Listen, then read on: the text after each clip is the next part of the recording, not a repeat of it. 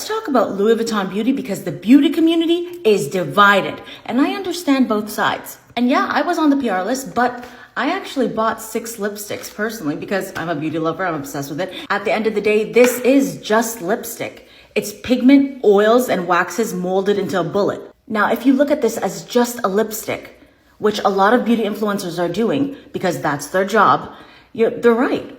It isn't worth $160. But Louis Vuitton and die-hard luxury fans are not just looking at this as a lipstick. So first things first, we need to talk about Louis Vuitton as a brand. They are actually one of the most successful luxury beauty brands in the world. In 2024, they were roughly estimated at $130 billion, much higher than any of the other luxury fashion houses that have beauty lines. A lot of people have been bringing up Hermes, but Hermes was only estimated at $90 billion, while Chanel sat at $60 billion. Louis Vuitton is really the largest, most successful luxury fashion house in the world. Now, these $160 lipsticks are being compared to brands like Dior and Hermes Beauty. Dior's lipsticks are $65, while Hermes are $95. Yes, Louis Vuitton is sitting at a pretty penny, $160. That's crazy. But we can't compare it to Hermes lipsticks because nobody talks about Hermes lipsticks and nobody cares besides the fact that they went viral for an orange lipstick, remember? And we also can't compare them to Dior because LVMH owns Dior, which is Louis Vuitton Moet Hennessy. Louis Vuitton owns Dior. And LVMH owns 75 different brands like Sephora, Fenty Beauty, Ole Henriksen, Givenchy, Benefit Cosmetics, Dior. And out of all those beauty brands, out of all the 75 brands they own, that's just beauty I mentioned. You guessed it, Louis Vuitton is the highest earner and the crown jewel of LVMH. So I hope you get it. We can't compare Hermes, Dior, because Louis Vuitton is Louis Vuitton. Now let's talk about mother, Pat McGrath. She's creative director, okay? But let's talk about this. I'm gonna be so real. She has her own beauty brand. And no one can deny it. Pat McGrath is the best makeup artist in the world, okay? She's the best of the best, the gold standard. Her resume is insane. Louis Vuitton brought her in because she is the best of the best. Now, what Pat McGrath brings to the Louis Vuitton team is, one, her creative is insane. Her experience is unclockable. Nobody else measures up to it. Her reputation is, and at the end of the day, she has influence. And that, my friends, comes at a pretty penny, but not just monetary wise. Now, not a lot of people are talking about this because of how much we love and respect Pat McGrath, but the truth of the matter is her signing as creative director to Louis Vuitton actually negatively impacts her beauty brand, Pat McGrath Labs. How can Pat McGrath create legendary makeup formulas for Pat McGrath Labs and then curate for Louis Vuitton with the same look, the same finish, the same colors? What's going on? The packaging even looks the same. But that actually doesn't matter because what the beauty space needs to see and recognize and understand is that this is the ultimate beauty makeup mogul's dream. I can't even. Pat McGrath joining as creative director for Louis Vuitton. Pat McGrath shattered beauty ceilings, okay? With this move, this is the highest we've ever seen a makeup artist's resume go. And can you believe it? For the first time, we just found out that there can be something bigger, way bigger than owning a multi-million-dollar beauty brand. But you have to be a one in a million. You gotta be Pat McGrath. Now, we haven't even broken down the formula, okay? But just know that LVMH is so rich.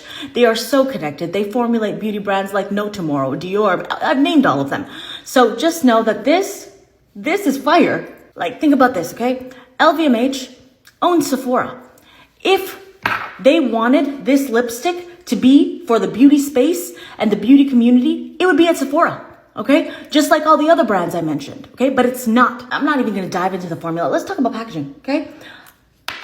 A lot of people look at this as just a lipstick tube, but no, this is refillable beauty architecture. And you keep hearing influencers say how heavy this is, but it's because it's like their Louis Vuitton iconic trunks. It's made with brass and aluminum. Like, this is not just a regular lipstick case. This was crafted by industrial designers. Again, the best of the best. This is art. This is an heirloom piece. This is something you pass down. This is not just luxury makeup, okay? This is the top of the top. This is the best of the best. This is ultra luxury beauty. Think about it. Think about it. Louis Vuitton had years to make and formulate beauty products, but they're trying to redefine and create another category, ultra luxury. And that's exactly what they're doing. $160 a lipstick. And at the end of the day, truly, it's all about what you value as the consumer. The beauty community will always be divided. And I'll say it again, if you are looking at this as just lipstick, then you don't find value in it. You think this is dumb. You can name a million other red lipsticks that look like this with the same finish at different price points because you're looking at it as just a lipstick. But if you look at this as a celebration of artistry, craftsmanship, exclusivity, status, luxury, then the $160, it's worth it to you. And as a beauty lover and an avid beauty collector, I think Louis Vuitton is not making luxury beauty. They are creating a new category. They are creating ultra luxury beauty. And in my opinion, this is actually just the beginning.